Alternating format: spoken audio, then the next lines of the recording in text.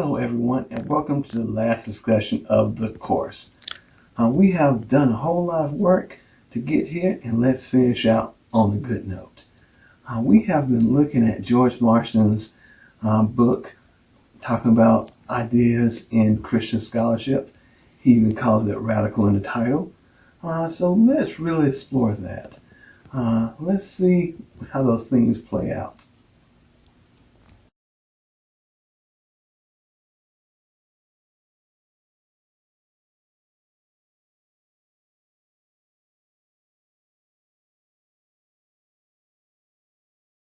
We can see Christian scholarship throughout history and in many of the founding colleges of this nation. People like John Witherspoon helped set up colleges that would use Christian scholarship as a big part of the curriculum.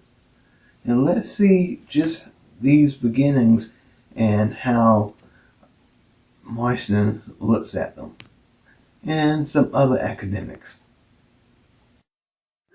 Marsden points out that we should not reduce our ideas to just theology. He talks about integrating theology with how we do academics today. And believe it or not, this was done a lot in early higher education. Many of the early colleges in America were founded on Christian principles. However, even with that said, the answer to any question just couldn't be because God said so. People had to dig down deep and find understanding and meaning into all subjects. This is something I think the outside world doesn't understand. Christian scholars are scholars just with a different worldview. Supplemental books that you can read to really understand this is one called The Theology of Jonathan Edwards by Michael McClement and Gerald McDermott. But not all is rosy in this mindset. As Ronald Reagan once put it, some scariest terms can be, I'm from the government and I'm here to help. And this goes with Christian and in schools as well, because there is such a divide on just how we should use Christianity, even amongst Christians ourselves. And so there can be issues, even with like-minded Christians. So let's talk about some of the downsides to Christian scholarship. In chapter 2, Marsden talks about ideas and justifications of silencing people with a Christian worldview. He does make some good points, like bringing up how most people think we shouldn't discriminate against others. Highlights this is a moral standing that people bring in, and if that is allowed, then maybe Christian ideas should be allowed as well. He goes on to make some very good points. However, one thing he really didn't dive into that I think he should is really, how do you have a disagreement with a person's faith? Times when this is done, it doesn't have a good end. While I do agree with his overall point of view that we all bring in our faith when we do these things, I would have liked to see him address this factor a little bit more, since some people might bring it up. A good book to learn more about this was For the Honor and Glory of God, The Philadelphia Bible Riots of 1840 by Vincent Lanni and Bernard DeHorn. While there are more issues with bigotry and other things that played with these riots, religion and how religion was taught in school played a huge factor in it. Also, this is me just playing a little bit of the devil advocate here, but to address a point, we always have to understand all sides of the issue. So with that said, where is a good place for Christian scholarships to go? Or, excuse me, Christian scholars to go?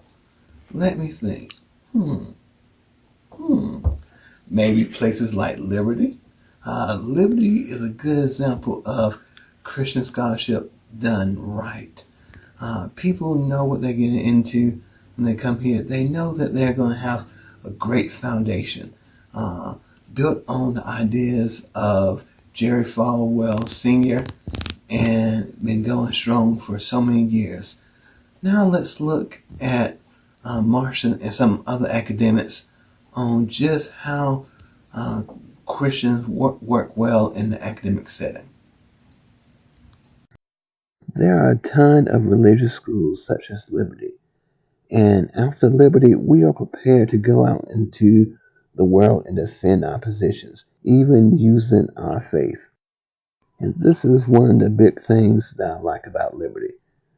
We know the type of education that we are in for, and for most of us, we cherish it and want it. I can only personally speak of Liberty when it comes to Christian colleges. And we also have the Christian Online Academy for youngsters.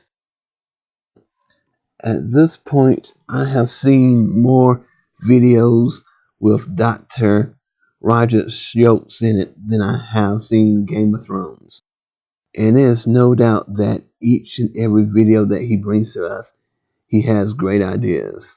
I know this sounds like a big advertisement for Liberty. It's not meant to be.